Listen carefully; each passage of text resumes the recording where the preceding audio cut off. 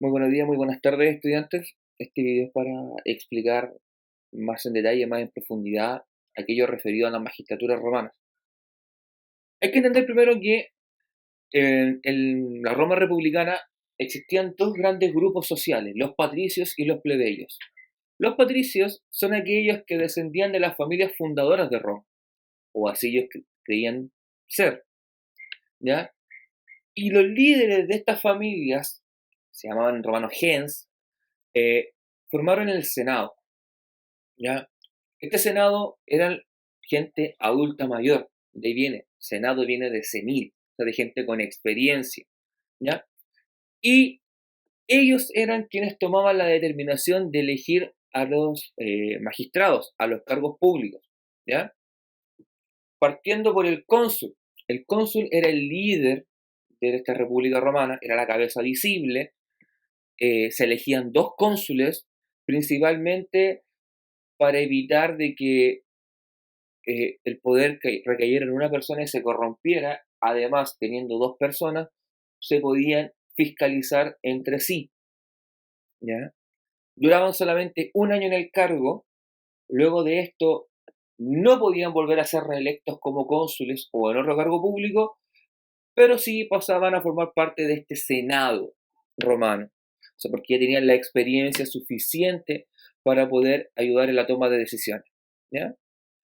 De hecho, ellos, los cónsules, eran quienes dirigían la vida política en Roma, eran quienes proponían los temas que debía el Senado definir. Guerra, paz, alguna situación de crisis interna. Piénsenlo como hoy en día el presidente debe pedir la aprobación del Senado para declarar, por ejemplo, estado de guerra o destinar recursos extra para una determinada calamidad o catástrofe. ¿Ya? Luego de eso teníamos al pretor. Los pretores se encargaban de dictar sentencia y aplicar la justicia. En el fondo cumplían el rol de jueces en este sistema republicano. ¿Ya? Ellos no realizaban bajo ninguna circunstancia las investigaciones judiciales. Simplemente tomaban razón de la investigación hecha por el cuestor y dictaban una sentencia. ¿Ya? Hablando del cuestor, este se puede asemejar hoy en día a lo que es un fiscal, un persecutor o un perseguidor judicial. Su función era llevar a cabo la investigación judicial sobre algún caso en particular que existiera. Es decir, tomaba declaraciones, se dedicaba a investigar, ¿ya? El cuestor nunca tomó una sentencia, nunca dictó una sentencia, simplemente las conclusiones de su investigación eran entregadas al pretor, quien finalmente dictaba la sentencia. Luego aparece el censor. El censor tenía dos funciones fundamentales. La primera, realizar los censos de población, es decir, el conteo de la gente, quiénes vivían en determinado sector, cuánta gente vivía antes, proporción de hombres, de mujeres, niños, adultos mayores. Esa era su función. Y la otra tenía que ver con el cuidado de la moral pública y las buenas costumbres. Y es por eso que él podía aplicar la censura. ¿Qué significa censurar? En el fondo es prohibir, impedir, ¿ya? Quizás algún documento, algún texto que iba en contra de los principios de la República. Eh, en el día de hoy todavía sigue existiendo censura en muchos países. En Chile hasta hace un par de décadas atrás, finales del siglo XX, seguía existiendo censura. Habían libros censurados, películas censuradas, quizá por su temática, por lo que planteaban, porque afectaban a las costumbres que se creían propias de la época.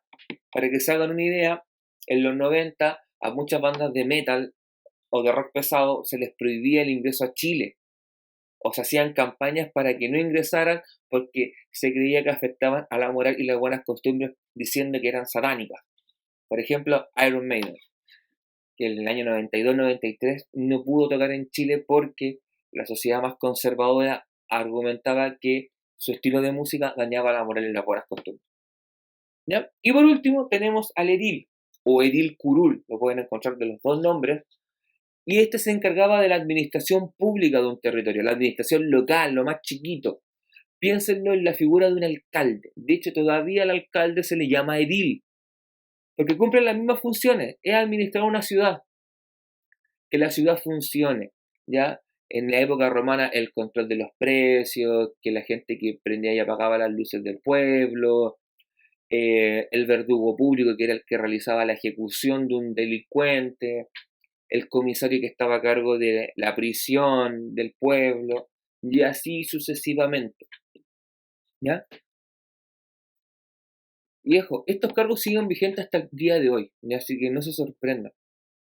Por eso digo que es tan importante, porque la estructura de cargos se mantiene hasta el día de hoy. Siguen siendo útiles, ¿ya? Bueno, y en la parte de abajo aparecen los plebeyos, porque se acuerdan que hablé que primero eran los patricios quienes elegían todo, y de hecho, todos los magistrados que se elegían eran patricios. Hasta un momento en la República donde los plebeyos, que era esta gente que no era descendiente de las familias fundadoras de Roma, comenzó a presionar y diciendo, oye, yo también quiero eh, un espacio, quiero participar de esta vida pública. En un comienzo los patricios decían, no, no, no, no, no, ¿cómo se te ocurre? Tú no estás preparado para esto. Los plebeyos presionaron, hubieron revueltas de plebeyos, donde levantaron las armas contra los patricios, que en un primer momento obtuvieron, como resultado de todo esto, la figura del tribuno de la plebe. El tribuno de la plebe era un plebeyo que llevaba los problemas de los plebeyos al Senado. Y decía, ¿sabes qué? El pueblo quiere esto, necesita esto. Claro, y en un momento los patricios decidían, o sea, en el fondo, a pesar de tener una figura que fuera tu vocero, no había una influencia en las decisiones. Esto también fue cambiando a través de revueltas populares que permitieron que los plebeyos también pudieran acceder a los cargos públicos y después pudieran acceder al Senado, haciendo más equitativa la situación. Si ustedes se dan cuenta, este proceso se da prácticamente en todos los países del mundo, en algún momento de la historia, donde el pueblo, la gente desposeída, esta gente que no era acomodada, que no tenía privilegios, comienza a empujar, a luchar por obtener un acceso igualitario al poder, ¿ya? Y bien, muchachos, ese sería el video explicativo de hoy.